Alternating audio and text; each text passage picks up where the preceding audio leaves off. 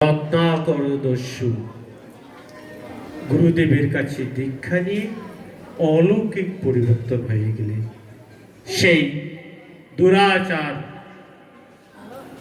নরহত্যাকারী রত্নাকর দস্যু বাল্মীকি ঋষির রূপান্তরিত হয়ে গেলেন।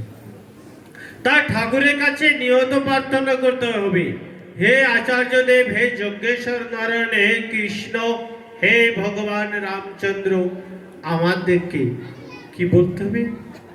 ও আসতো মা সদগমায় তমসো মা জ্যোতির্গমায় মৃত্যুর্মামৃতগমায় আবে আবে মহিধি।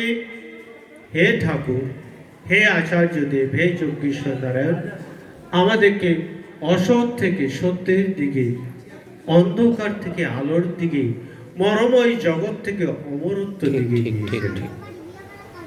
ঠাকুরের কৃপায় করুণায়, ঠাকুরের নামের গুণে সেদিন পাষাণ